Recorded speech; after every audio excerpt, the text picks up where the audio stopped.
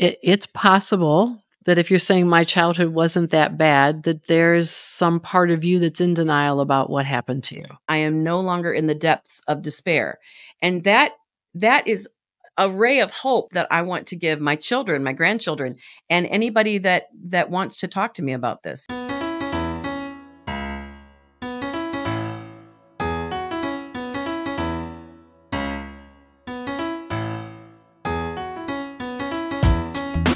"83% of Americans identify as not very happy, which can hold you back and negatively affect your relationships and your business.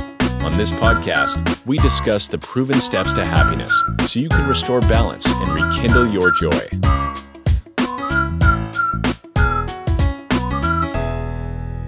Welcome to another episode of How to Be Happy for Entrepreneurs. Hope everyone is having an absolutely fantastic day. We are doing something today that I think we've only done one other time, and that's have two guests. So we're going to have double the fun today. Ronnie and Jenny, welcome to the show. Thank you. Thank you. It's great to be here. Mm-hmm. So we are going to talk about something that probably happens to more people than not. Some people realize it and some people don't, and that's intergenerational trauma. I talk a lot about multi-generational trauma, passing it down all the time. So we're going to talk about that. We're going to talk about how you break the cycle, and we're going to share, these ladies have an incredibly insightful story, and what they do now is fascinating. So we are going to jump right in. Ladies, at what point did you both become aware of the abuse in your family, and how did this awareness impact your relationship and the individual healing processes? A lot to unpack there, Brad. So we should start by saying that we, well into our 20s, felt like we grew up in a warm, close, loving, happy family. And it was really Jenny who was the first one to figure out that that wasn't true. So Jenny, I'm going to throw it to you. Okay. So my role in the family, our family, we had several adverse childhood experiences to include addiction, mental illness, abuse, and all forms of abuse. So my role in the family was, as the youngest of three, was the scapegoat. And so if you're familiar with the dynamics in the family, the scapegoat role is to carry the family pain, and the family heaps all of their garbage onto the scapegoat. And so I knew that, I as a kid, I was the sensitive one. I was always told I was too sensitive. And I was a target for bullies, as a kid. And then as I got into my, late teen years, I had dynamics with a couple of really frightening experiences dating, where I was nearly date raped, which sent me into counseling for the first time at the age of 19. And I knew that something, what's wrong with me, was that, of course, that running question, that underlying, what's wrong with me? Why do these things keep happening? And so, it was really, that was the beginning, but it took, of course, more time and years of coming out of denial. I remember that first counselor asking me, so, did you have issues in your family? Was there abuse? And I'm like, oh, no. We were a perfectly happy, loving, close family. No, the issue is I have the issue. I'm the one I'm trying to figure out why these things keep happening to me. Right. So I wasn't ready to talk about that at age 19, but later on, after I married my husband, and I recognized that I wanted to be a better mother. I wanted to be a better mother to our daughter, our first child. She came along a few years after we were married. And that was really when I started to unpack. I do not want to be the parent like my mother was or my father was. I want to do things very differently. And that's really when the denial started breaking apart for me. And so that was a joint process at this point. So we should probably back up a little bit. In homes like ours, like Jenny's role was the scapegoat. I'm the oldest. I was the hero. My job is to be a super achiever in every way possible, right? Academic, sports, music, whatever you can do, because your job is to make the family look good. If anybody ever uncovers the lid on what's really going on in the family, the parents can go, "Oh, look at this kid. We produced this great kid over here. There can't possibly be anything wrong with us." Right? So whereas they can point to the scapegoat, Jenny, and say, "Oh, she's the one with all the problems. If she'd just get her act together, we'd be just fine." There are other roles too. There's the mascot, which Jenny took on later in life. That's the one who tries to keep things light to relieve the tension. There's the classic middle child, invisible, silent one, which was our brother in between the two of us. Go away. Don't bother anybody. Don't make any waves. Don't make any demands. Just disappear. And so we were living in these roles, which sounds like, well, how could you possibly get put into it? Because it starts from birth, right? And the only validation you ever get from your parents is based on the extent to which you live up to these roles that they've assigned to you. There's also all kinds of other dynamics, which I know you've covered in previous podcasts, things like manipulation and gaslighting and triangular communication. In our situation, it was our mother who controlled all the information. And so I'm pointing this out because what she did is she kept all information running through her so that she could control the narrative about our family and so she could keep us apart. So when we were in our 20s, this is in the days well before cell phones. This was when it was expensive to make a phone call, a long distance phone call. There was no texting, there was no emailing. And so we never lived close to each other. We always lived hundreds of miles apart. And so our pattern would be we would each call home and talk to our parents. And then our parents, in particular our mother, would tell us about each other. And so she was free to tell us whatever she wanted about us. And she often lied or left significant portions of the story out or just downright misled, and to keep us at odds. Because if we are at odds with each other, we remain loyal to her. And so we were not good friends growing up. And it was because of these dynamics. And so it was when we became parents and we both were, I had my first daughter about a year and a half before she had hers. And we were both like, I so desperately want to be a good mom, but I know I don't want things to be like it was when we were growing up. And we actually started talking to each other for the first time. Yes. Ever. That's critical. That really is critical because while our mother was keeping us at odds, we really didn't know what the other was truly thinking and feeling. It was when we actually started, talking to each other that it broke open. And that started with a visit. Ronnie just insisted that I come visit her. She was teaching at her alma mater for a semester. And so she had her daughter with her, who was 2 at the time. And my daughter was about 8 months old. And there was just a world of disaster going on in my life. My husband was away in Desert Storm. I was at the time living with my parents. My parents had invited our brother to move in with us. My brother hated me. The dynamics were a nightmare. And I was severely depressed and back in counseling and trying to figure out how to navigate all of this. Ronnie insisted I come visit her. She just knew something was going on. We were not tremendously close at that point, but she reached out to me. And so I went. And from the moment I walked in the door, she said, Jenny, what is going on? She could tell just by looking at me, something is really wrong here. And that was when we just started talking that night, and we talked for hours, and the veil of denial was lifted. I started pouring out how I was being treated. My parents were trying to convince me to divorce my husband and send him divorce papers while he was away at war. And it was a nightmare. Their idea of controlling my life was for me to be the singing star and I was their retirement ticket. And, it was just this whole, whatever dream they had for me, that I was not living up to. And so it was during that visit that we actually talked to each other and really started unpacking as much as we could what was going on in our family. And that is a huge taboo for people that, that grow up with, you don't talk, you don't tell, you deny that you're in pain, you deny that anything happened to you. For us, I call that a miraculous moment in our relationship. And it was, of course, the turning point that just brought us together. So I've got so many questions for you. That was interesting. Wow. So you mentioned adverse childhood experiences. Are you familiar with that study?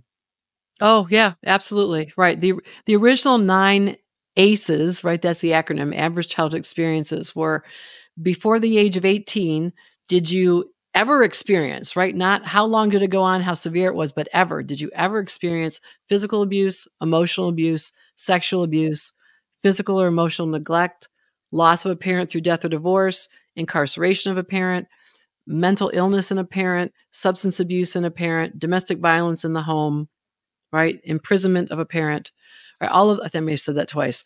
That was All of pretty those, good. Good job. yeah, no, I used to teach about this, right? I'm a former sociology professor, and family studies, particularly violence in families, was my specialty.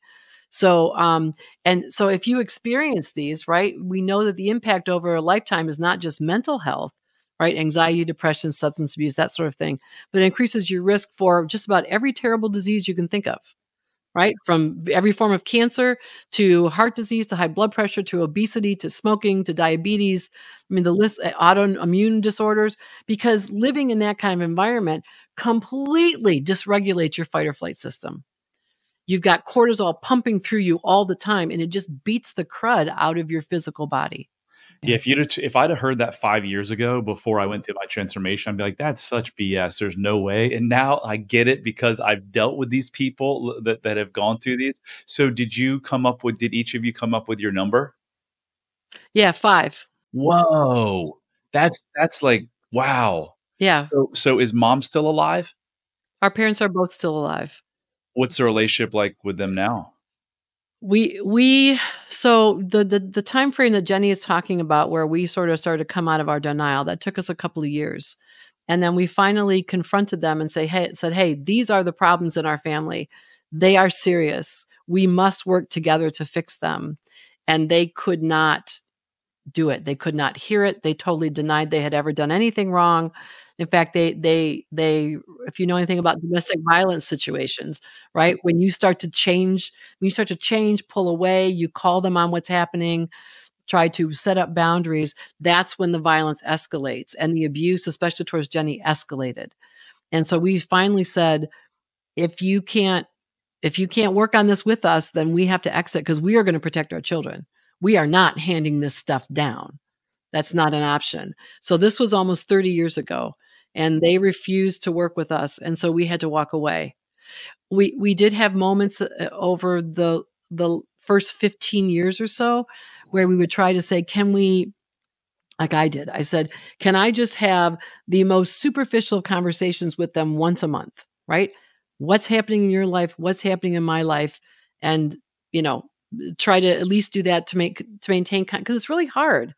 There's a lot of judgment and shame heaped on people who have to walk away from their family because their family is a constant source of tremendous pain. And so I was trying to figure out some kind of middle way. Our parents would not allow it. And so it has been, at this point, 15 years since I've had any contact with our parents.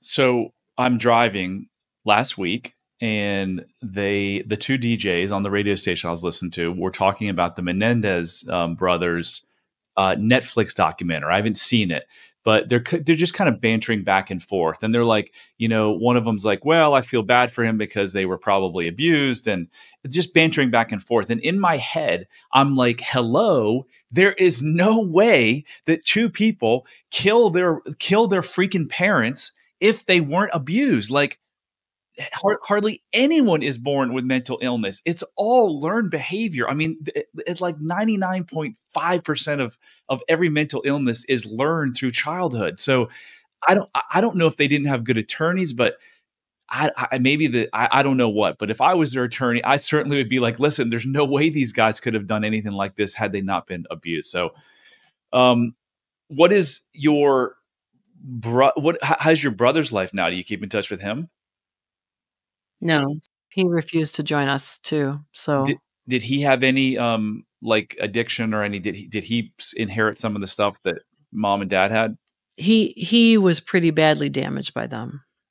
I don't know if he's ever found any healing. I feel bad for him because he had it as bad as we did. I mean, yeah. So what do you ladies do now? You've come through this. You've obviously, it never ends, right? The healing never ends. We're on this journey, but you've obviously made incredible strides, right? What do you do now to help other people? I think for us right now, we are still on our own healing path, and we really have, I mean, writing our book together was probably, and doing our podcast together was probably the biggest step that we've taken to try to reach out to others that have grown up with similar adverse childhood experiences and trauma, and to let them know they're not alone, and also to let them know that, the hero and the scapegoat, aren't supposed to be friends in the families, dynamics of how we grew up. And it's for us to have healed our relationship, and to the point that we are each other's best friends, and we've we've kind of taken over mothering each other, sisters to each other, and have created this very strong, healthy, loving bond that we just want to help other siblings heal their relationship. It's not your fault. If you're pitted against your sibling from the time you're a toddler on, it's not your fault. It's not your sibling's fault either.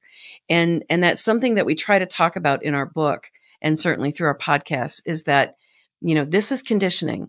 This is you basically, if the way I've understood this, through my own healing process, is my identity was hijacked.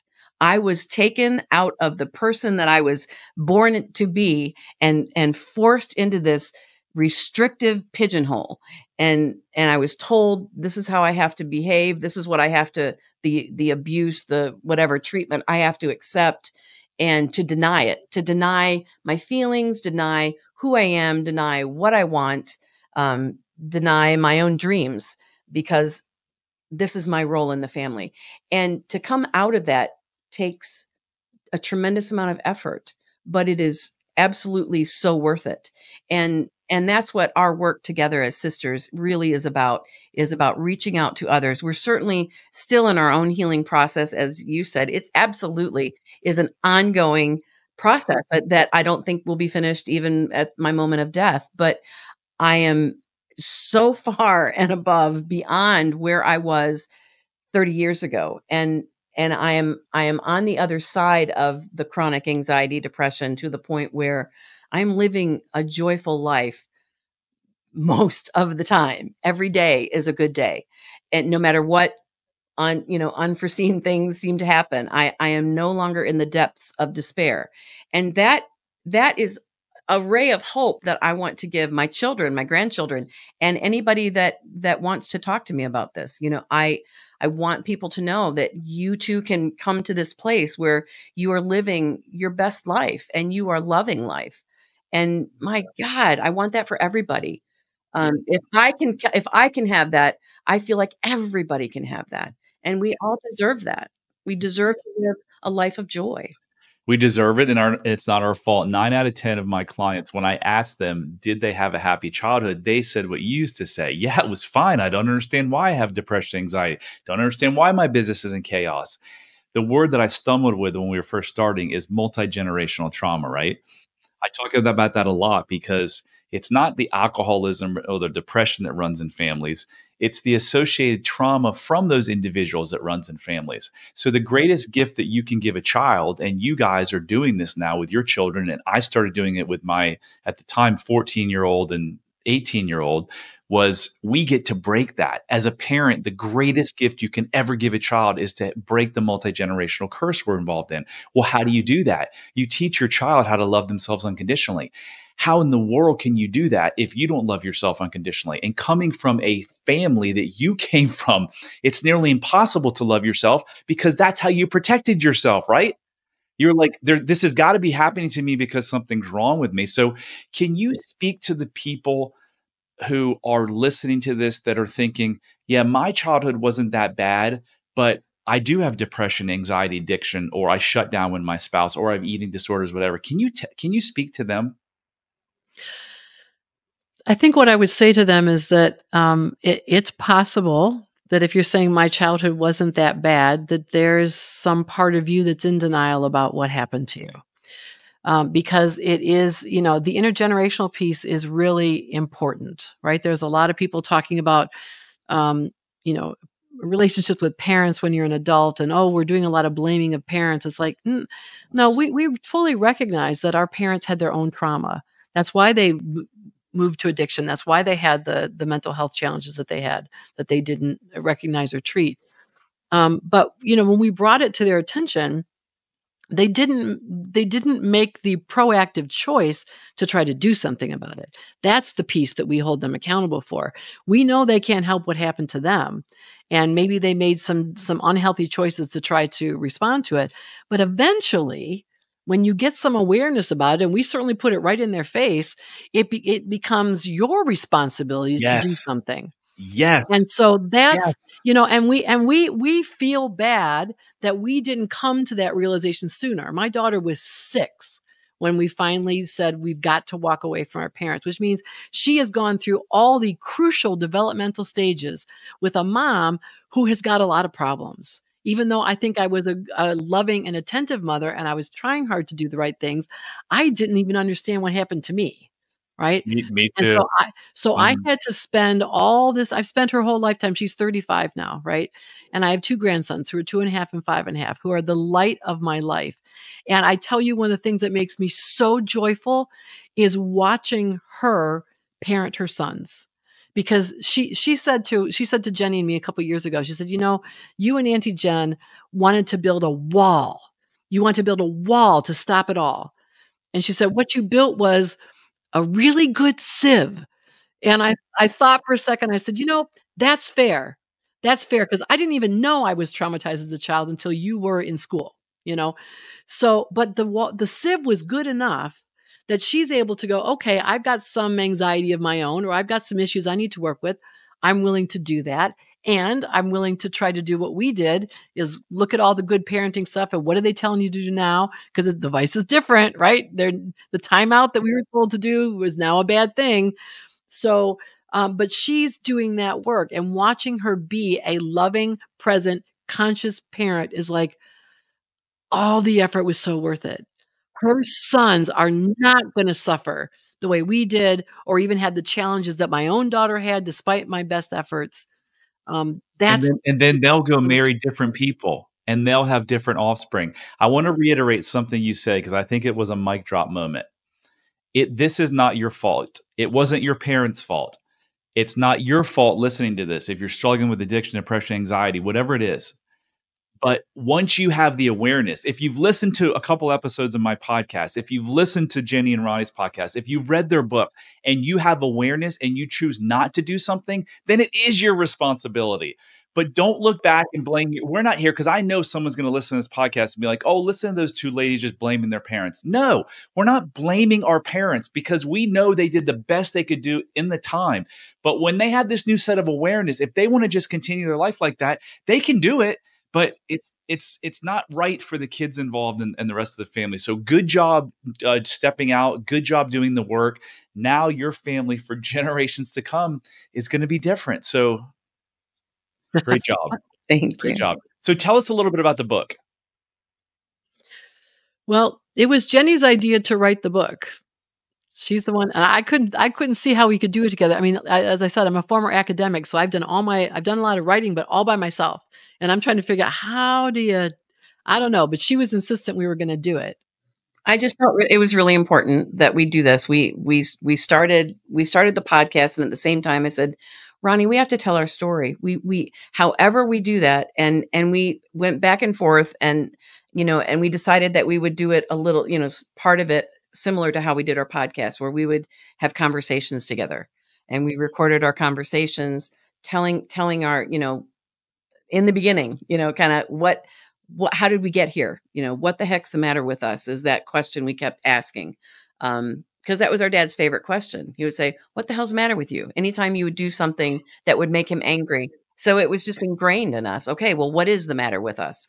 And so the book evolved from our conversations, and then we wanted to tell part of our relationship dynamics, our story, because you have to give background into understanding what created this. And so we didn't tell the ugliest of the ugly by any means, but we felt like we had to tell give a little bit of some memories of what it felt like in the home, because our focus was, what did it feel like growing up with all of this, and how did it impact us? And then how did we start breaking the cycle of denial and breaking through that, and then start laying down the groundwork for a healthy relationship. And so that's really what the book is focusing on. What's the name of the book, and where can people get it? Healing Begins with Us: Breaking the Cycle of Trauma and Abuse and Rebuilding the Sibling Bond. And it's available on Amazon in paperback, Kindle, and audio version.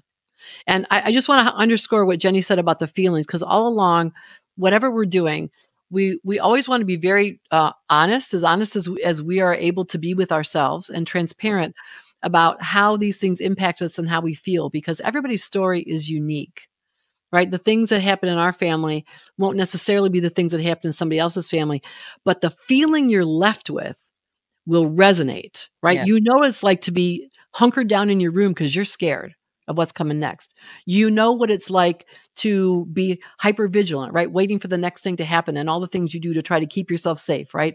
Whether it's developing perfectionism or whether it's just giving up, right? I mean, all these things are ways to try to cope with the feeling of fear, the feeling of isolation, the feeling of, like you said earlier, Brad, you said people decide they can't love or trust themselves when their parents are doing these things to them, because the alternative is the person who's supposed to love and protect you most in this world doesn't do those things. And if they aren't doing those things and you recognize it, you know you're not safe. Yeah. And safety is the basic thing that we have to have, right? Maslow's hierarchy of needs. So I want to hear about your podcast, but first I want to tell folks that if you're curious, like, hey, could my childhood have been not what I think it was? I think you can find out by taking a quick 3-minute quiz at unlocklimitlessyou.com/quiz. It's a self-love quiz. Again, you were born with extreme self-love. If you don't have that, it's likely something that happened in your childhood. So do yourself and your family and your business and your health a favor. Go to unlocklimitlessyou.com/quiz and take that quick quiz. So tell us about your podcast. What's the name of it? What's the format? Where can people find it? So it's Ronnie and Jenny, Conversations on Recovery from Childhood Trauma and Abuse. And the way we visualized it was, we get a cup of coffee, we sit down and we talk, right? And we talk about things related to recovery. So some of the earlier, we've done 5 seasons now. Some of our early ones are just telling our story about who we are. And then we moved on to taking on topics like shame and judgment, and moving from those kinds of things to the second season is really all about books that we've read or people that we've encountered that were really, really helpful to us on our journey, and kind of distilling the nuggets of what we gleaned from these folks. And then we just continue to, sometimes we will chat before the podcast and talk about what's going on in our life and what maybe something we're being challenged with. And we'll go, there's a podcast episode, right? How boundaries continue to be a challenge, or, whatever it is, or stepping more fully into our power, right? How it's hard to do that. It's hard to, when you have tried to hide to keep yourself safe, it is hard to be fully seen as you move through your life. So it's things like that, right? It's the whole range of challenges, successes, triumphs, that have surrounded our recovery journey. And so people can find it anywhere they get podcasts. It's on Spotify, TuneIn, Stitcher, Apple Podcasts. If they go to our website, ronnieandjenny.com, there's links to it. We actually have a quiz too. Our quiz is, if your family is an ongoing source of pain, it's maybe you grew up with some of these, with trauma or abuse in your home. And so we have some questions that people can go through there to kind of self-select, if you will. I love it. So you're giving out amazing information on this podcast. You've got amazing information in this book. In addition to that, are you working with people on an individual or group basis? We are available for personal coaching. Yeah. So we have, as we've been on this healing path, we of course read all the books. We've tried individual counseling. We went to 12-step recovery groups like Al-Anon and Adult Children of Alcoholics. And then we branched out. Where did we go, Jen? So we follow our inner knowing, our intuition as to what's the next step. what's the next place to go. So I brought Ronnie to Reiki. We're both Reiki masters, and it was great. I'd had an amazing Reiki experience as a student, a nurse practitioner student. And I just kept thinking, I need to do this. I need to do this. And I finally found William Lee Rand in the Detroit area. And I said, hey, Ronnie, we can meet there. We can share a hotel, and, and we can hang out in the evenings after I go to Reiki. And she said, Reiki, I'll do that with you. What's Reiki? So that's kind of how we are. We do, we find the next best thing. Ronnie also, okay, you brought us to animal communication, learning to follow, intuitive work. We did that with Daniel McKinnon. Wonderful experience. So we're currently involved we did sound healing. We just completed training for sound healing, and we're also working on breath work, conscious connective breathing. And so that's something we're currently both in. We do this together. And I'm a certified yoga instructor. So we have all of these tools that we have accumulated over the several decades of trying to, continue to bring more joy into our lives. And so we bring all that together to offer people personal coaching. I love it. Absolutely amazing. So tell us again where we can find you if people want to coach with you or find out more about you.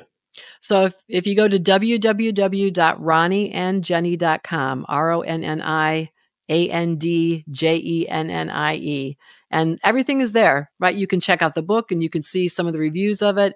You can book a coaching session. You can take our quiz. You can find the podcast. I mean, it's all right there. One-stop shopping. So as we wrap up, do you want to tell us a quick client success story of someone who's come into your world that you've been able to help? Oh, wow. Let's see. Yeah,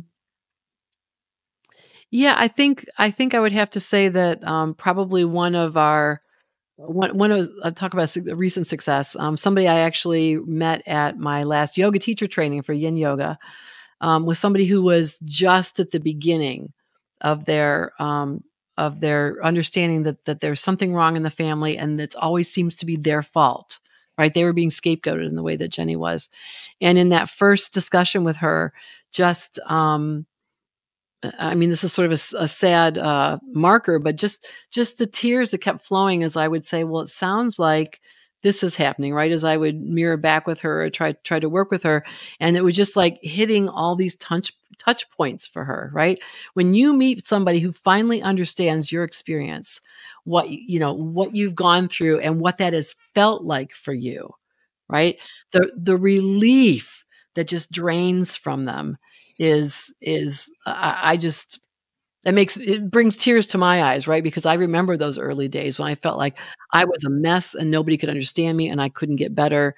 And that's one of the tragedies of growing up with these traumas, is that you are, because of the trauma, because of the keeping secrets, the denial, you are so isolated, and you walk through life feeling so alone.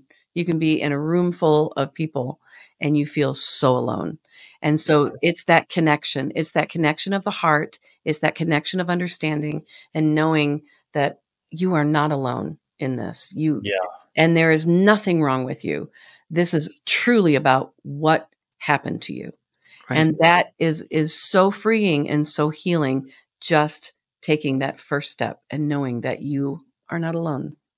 Well, Jenny and Ronnie, this has been amazing. I want to congratulate you on your, progress and helping people and helping yourself and your family. It's amazing. And man, it's gonna go on for years and generations, right? So anyone who's listening to this, who's struggling, number one, it's not your fault. Number two, it doesn't have to be that way. No matter what you've tried, there is a better path. So reach out to Jenny, reach out to Ronnie, reach out to myself, reach out to someone, because there is a better way and we're living proof of it. So thank you, ladies, both. That was awesome.